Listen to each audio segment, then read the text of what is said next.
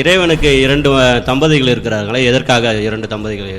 இது என்ன 2 சம்சாரம்னா அவங்க வச்சுக்கலாமா? அவங்க தான் சம்பாரித்து சோறு போட போகிறதில்ல. எத்தனை சம்சாரம் வச்சுக்கினா என்ன? வச்சுக்கல, 2 தான் வச்சுருக்கிறாங்க. ஆனால் பொருள் புரியாத நம்ம பாமர மக்கள் என்ன பண்ணுறது, அது 2 பேரும் பொண்டாட்டின்னு நினச்சின்னுக்கிறாங்க. அது மனைவி இல்லை, பெண்ணை காட்டுறது. உலகத்தில் இன்பம் எங்கே பிறகுதுன்னா ஒரு பெண்ணுக்கிட்ட தான் பிறகுது, துன்பம் எங்கே பிறகுதுன்னா ஒரு பெண்ணுக்கிட்ட தான் பிறகுது. அதனால் 2 பொண்ணை வச்சு இன்பமும் துன்பமுமா நீ அனுபவிச்சுன்னுக்கிற வாழ்க்கையில்னு காட்டுறதுக்கு தான் 2 பெண் உருவத்தை பக்கத்தில் படைச்சிருக்கிறது.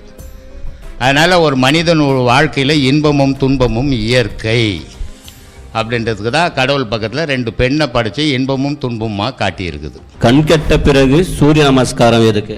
கண்ணுன்றது விந்து குறைஞ்சி போச்சுன்னா பார்வை குறைஞ்சிடும், காது கேளாமை வந்துடும், வாய் பெணத்த ஆரம்பிக்கும், சரியாக பேச முடியாது. இது எல்லாத்துக்கும் காரணமானது விந்து. அந்த விந்து கெட்டு போச்சுன்னா சூரிய நமஸ்காரம் நீ பண்ணி பிரயோஜனமே கிடையாது. ஏன்னா அந்த விந்து தான் சூரியனை காட்டுறது. அந்த விந்து இல்லாத காலத்தில், அதனால தான் இளமையில் ஆன்மீகம் தேடணும், முதுமையில் ஆன்மீகம் தேடுறதில்லை. முதுமையில் ஆன்மீகம் முடியாத தனம். அதனால தான் சொன்னான், காது இருந்து செவடனாயிரு, வாயிருந்து ஊமையாயிரு, கண்ணிருந்து குருடனாயிரு, அதான் ஞானம்னா.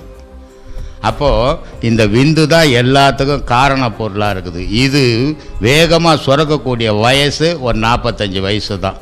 அதுக்குள்ளே நீ இறைவன் சூரியனை பிடிக்கணும். பிடிக்கலன்னா அப்புறம் போயிடுச்சுன்னா அது முன்னால் பிடிக்க முடியாது. அப்படின்னு தான் கண் கட்ட பிறகு சூரிய நமஸ்காரம் பண்ணணும்.